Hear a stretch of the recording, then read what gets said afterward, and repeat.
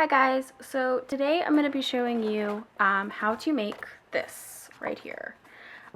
This is a little envelope that I've made, like a little secret compartment, and I'm hoping that that's in view, but as you can see I've got some fake money and actually a fake lottery, or an old lottery ticket that didn't win, stashed in here, which are some of the components needed for the spell.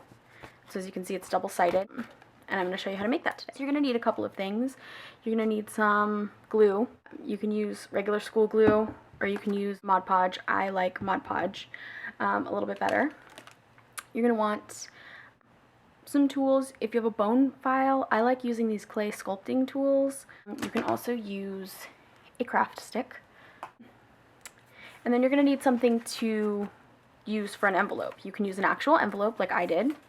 You could use a small craft sack, or you can make your own. I'm actually going to show you how to make your own little paper envelope as part of this. So you'll also need a spell that is 2 pages, but you're going to print them single-sided because you're just going to glue your envelope in the middle of these 2 pages. So let's get started. If you're going to make your own envelope, you're also going to need pencil, ruler, and a pair of scissors.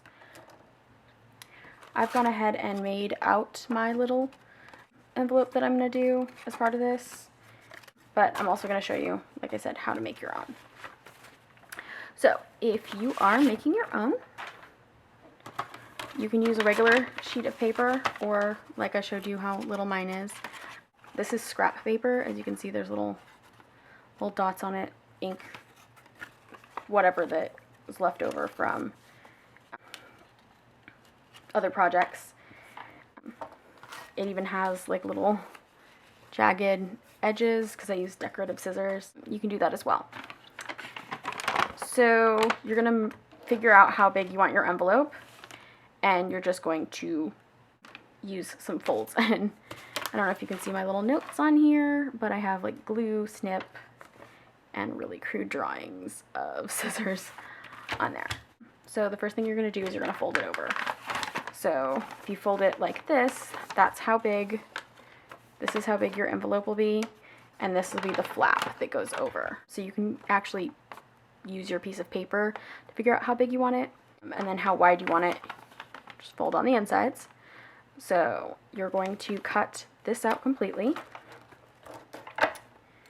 I used pencil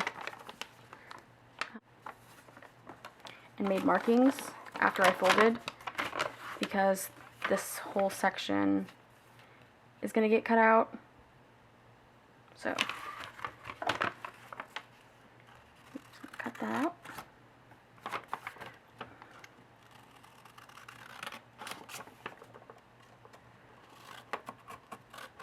And I just cut along the folds.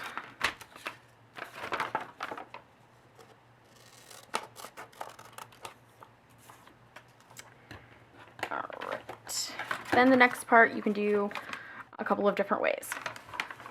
When you fold it in, you're going to have a couple of different things. So you could cut this part where it says snip, you cut that out completely. So instead of just cutting the corners out, you can cut these out too. So I'm going to do that because I don't want that much paper in here. If you want it reinforced, you can leave the whole thing. And it doesn't matter if, like, see how there's an inch mark there? I was going to use this paper for something else. And I decided not to. And you can see it's been folded a couple of times. This is going to all be covered up anyway, so it doesn't matter what your folds and your marks look like.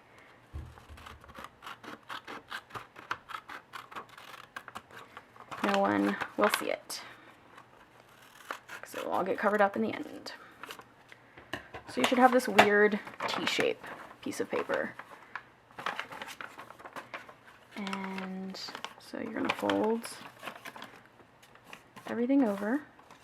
And then this, how you fold these, depends on what you want to do. I'm going to fold it over like this. so that envelope here and the sides are sealed. If you had left this here, you could fold these in and glue them like this, and then fold those around there, like I said. So then they would end up looking like that. So you would have twice as much on the sides here. But again, it's completely up to you, because it's however you want to do it. That's why it says glue there, because you would glue that on the inside of here.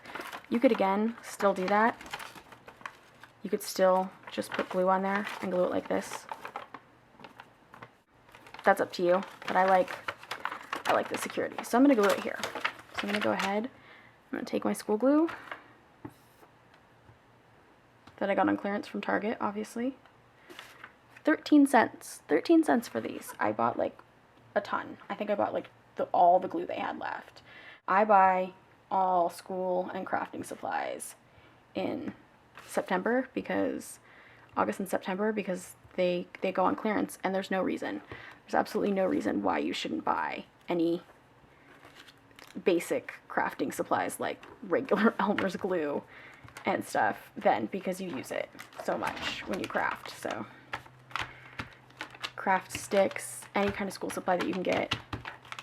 It doesn't matter if the glue runs over or whatnot, because you're just going to then glue this cute little envelope and sandwich it in between.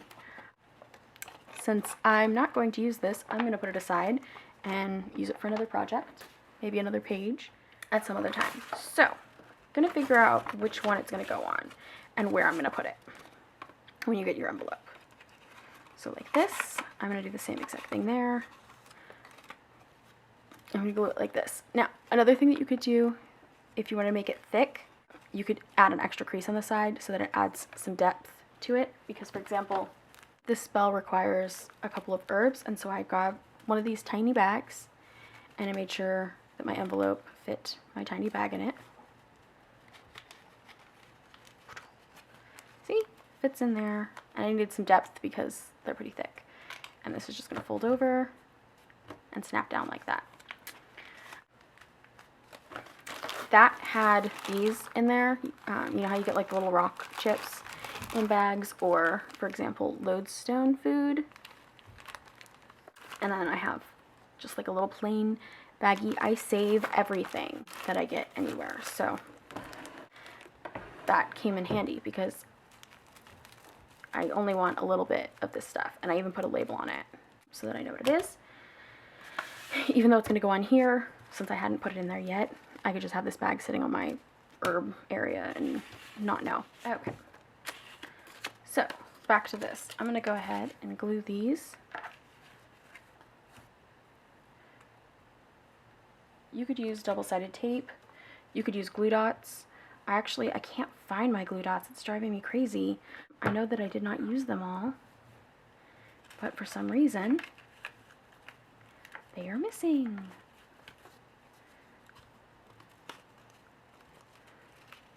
As you can see, mine overlap a little bit. They're very, oh, just kidding, maybe you can't see it.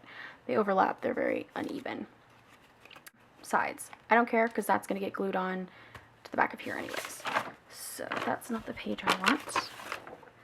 Set that aside right now. This is the page I want.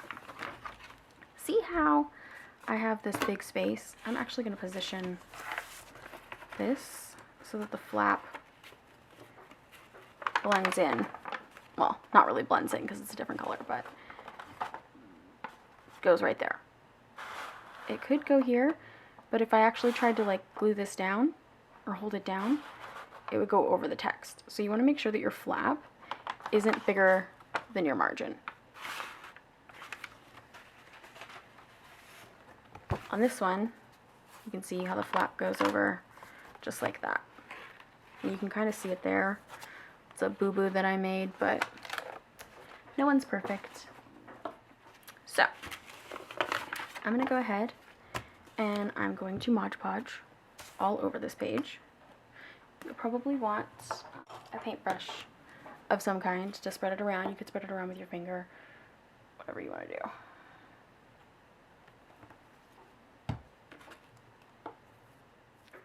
So now that that's there, I'm going to go ahead and,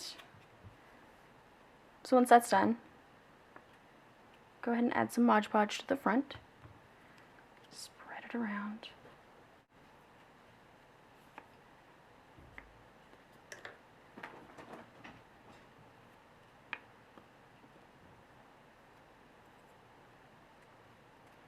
Flip it over. Mod Podge on the back too.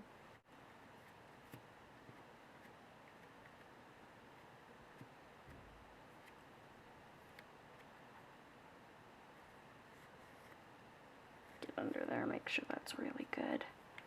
Okay.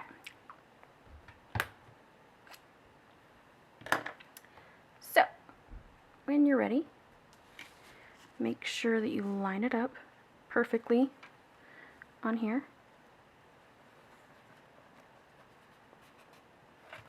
Press that down.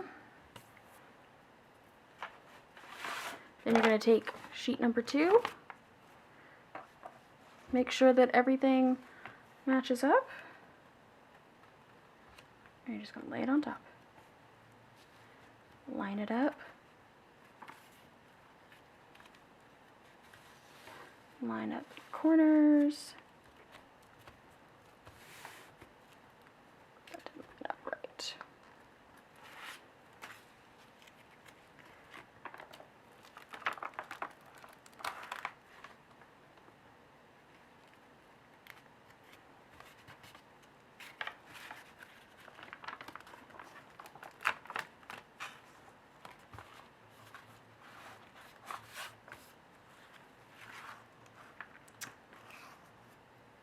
This is just not. Sometimes, if you don't put enough on there, you have to do this.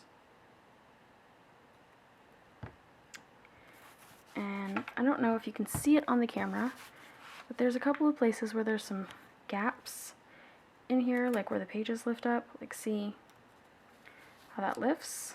You don't want that. So you just go in, some more Mod Podge,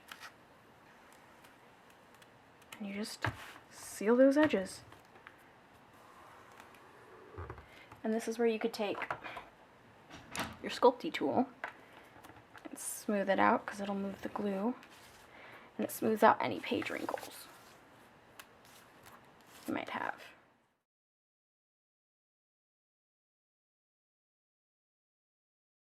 Okay, you're done.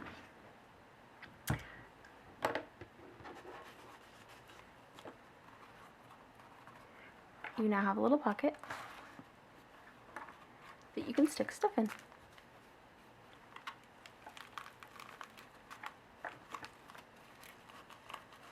make sure it fits in there, just like that.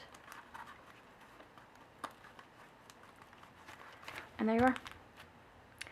It does make it a little puffy, the page, but and then if you wanted to seal this in here, you could just glue that over.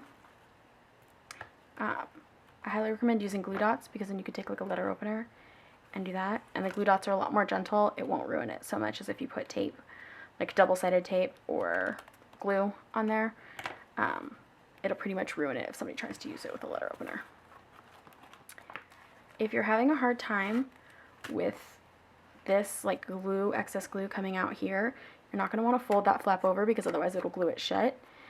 Use a piece of wax paper or freezer paper and tuck it in there when you glue and smooth it out. I typically do that because what I then do is I put books on top of this to flatten it out as it seals. And you just put a couple of books in there, or you can put this in between pages. If you need to use your mat for something, you can just stick it in there. And the paper inside the book will absorb the extra moisture, and you have, when you pull it out in the morning, you have a flap. I just leave it to dry overnight, and you're done.